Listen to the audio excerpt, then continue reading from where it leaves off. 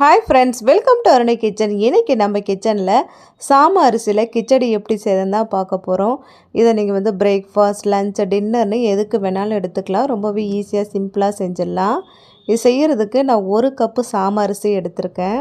இந்த 1 கப்பு வந்து நீங்கள் வந்து 2 பேருக்கு வந்து தாராளமாக போதும். ஒரு 2லேருந்து 3 நிமிஷம் போல் இதை நல்லா வறுத்து எடுத்துக்கலாம். இதை அப்படியே ஒரு பாத்திரத்தில் மாற்றிட்டு நல்லா தண்ணி ஊற்றி வாஷ் பண்ணிவிட்டு இதை அப்படியே கொஞ்சம் தண்ணி ஊற்றி ஊற வச்சுருங்க. ஊறிட்டுருக்கட்டும். அதுக்குள்ளார நம்ம இப்போ வந்து காயெல்லாம் வதக்கிக்கலாம். ஒரு 2 ஸ்பூன் எண்ணெய் சேர்த்துக்கிறேன். எண்ணெய் நல்லா காஞ்சதுக்கப்புறமா கடுகு, உளுத்தம்பருப்பு சேர்த்துக்கலாம். இது கூடவே 1 ஸ்பூன் போல் கடலைப்பருப்பு சேர்த்துக்கிறேன். சேர்த்துட்டு இது நல்லா பொரியட்டும். பொரிஞ்சதுக்கப்புறமா ஒரு 1/2 ஸ்பூன் சீரகம் சேர்த்துக்கிறேன். காரத்துக்கு சீரகம் சேர்த்ததுக்கப்புறமா நான் வந்து காரத்துக்கு பச்சை மிளகா மட்டும்தான் சேர்க்க போகிறேன். 3 பச்சை மிளகா சேர்த்துருக்கேன். ஒரு சின்ன துண்டு இஞ்சியை பொடியாக கட் பண்ணிவிட்டு அதையும் சேர்த்துட்டு, கருவேப்பிலை ஒரு கொத்து சேர்த்துட்டு, 2 பெரிய வெங்காயத்தை நீல வாக்கில் கட் பண்ணி வச்சுருக்கேன். அதையும் இது கூடவே சேர்த்துட்டு நல்லா வந்து வதக்கிக்கலாம். வெங்காயம் கொஞ்சம் லேசாக வதங்கினதுக்கப்புறமா பீன்ஸு, கேரட்டு, பச்சை பட்டாணி இதெல்லாம் சேர்த்துக்கிறேன். நீங்கள் குடமிளகா இருந்தால் கூட அதையும் நல்லா வந்து பொடியாக கட் பண்ணிவிட்டு இது கூடவே சேர்த்துக்கலாம். ரொம்பவே நல்லாயிருக்கும். நான் வந்து இது ஃப்ரெஷ்ஷாக இருக்கிற பச்சை பட்டாணி அப்படின்றதுனால அப்படியே சேர்த்துடுறேன். காஞ்ச பட்டாணியாக இருந்துச்சுன்னா நீங்கள் ஊற வச்சுட்டு அதுக்கப்புறம் வேக வச்சு சேர்த்துடலாம். காயெலாம் கொஞ்சம் வதங்கட்டும்.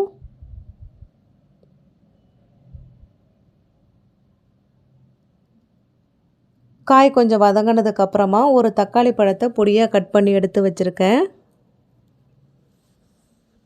தக்காளி வதங்கிறதுக்காக இது கூடவே தேவையான அளவு உப்பையும் இப்பயே சேர்த்துடலாம். சேர்த்துட்டு நல்லா வந்து வதங்கி வரட்டும்.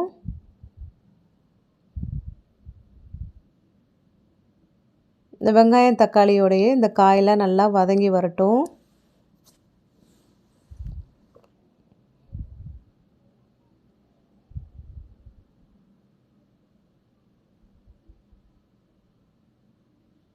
வெங்காயம் தக்காளி வதங்கினதுக்கப்புறமா ஒரு 1/4 ஸ்பூன் மஞ்சத்தூள் சேர்த்துக்கிறேன்.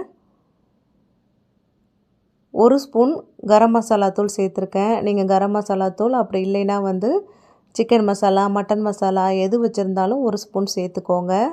சேர்த்துட்டு நல்லா கலந்து விட்டுருங்க. கலந்து விட்டுட்டு இதோடைய பச்சை வாசனை போனதுக்கப்புறமா நான் வந்து இன்றைக்கி 1 கப்பு அரிசிக்கு 5 கப்பு வந்து தண்ணி சேர்த்துருக்கேன்.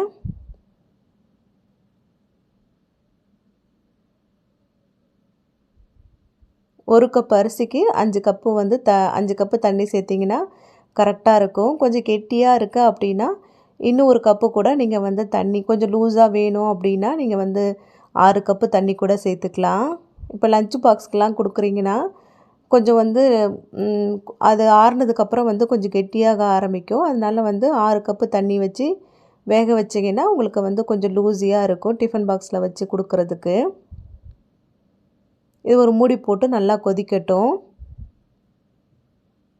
கொதி வந்ததுக்கப்புறமா இப்போ அரிசியை சேர்த்துடலாம்.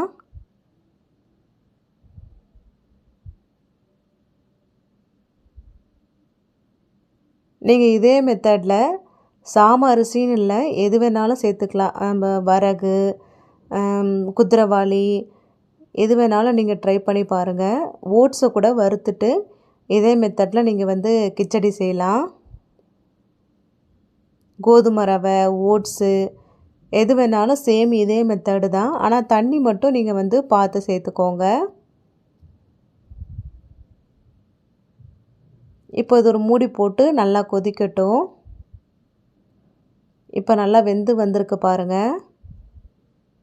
நம்ம வந்து அரிசியை வறுத்ததுனால ஒன்றோட ஒன்று ஒட்டாமல் நல்லா வந்து சூப்பராக இருக்கும்.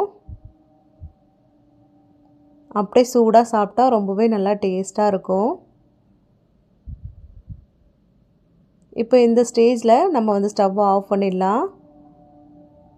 கொஞ்சம் லூஸியாக இருக்கக்குள்ளே ஸ்டவ்வை ஆஃப் பண்ணிவிடுங்க. கடைசியாக கொத்தமல்லி தழை தூவிட்டு ஒரு 1/2 ஸ்பூன் வந்து நெய் சேர்த்துக்கிறேன். நல்லா வந்து வாசனையாக இருக்கும். நெய் சேர்த்துட்டு நல்லா கலந்து விட்டுட்டு அப்படியே சர்வ் பண்ண வேண்டியதான். நீங்கள் வந்து இதை பிரேக்ஃபாஸ்ட்டு, லஞ்சு, டின்னர்னு எதுக்கு வேணாலும் எடுத்துக்கலாம். நல்லா வந்து சூப்பராக இருக்கும். நல்லா சூப்பராக இருக்குது பாருங்கள். நீங்கள் வந்து இதை சைட் டிஷ்லாம் எதுவும் தேவையில்லை. வேணும்னா நீங்கள் வந்து தேங்காய் சட்னி அப்படி இல்லைன்னா வந்து தயிர் பச்சடியோடு சாப்பிட்டிங்கன்னா ரொம்பவே நல்லா சூப்பராக இருக்கும். கண்டிப்பாக வந்து ட்ரை பண்ணி பாருங்கள். நீங்கள் வெயிட் லாஸ் பண்ணுறவங்களா இருந்தீங்கன்னா, டயபெட்டிக் பேஷண்ட்டாக இருந்தீங்கன்னா கண்டிப்பாக வந்து இந்த ரெசிபியை ட்ரை பண்ணி பாருங்கள். வீடியோ பிடிச்சிருந்தா லைக், ஷேர் பண்ணிவிட்டு மறக்காமல் அருணை கிச்சனுக்கு சப்ஸ்கிரைப் பண்ணிடுங்க. Thank you friends.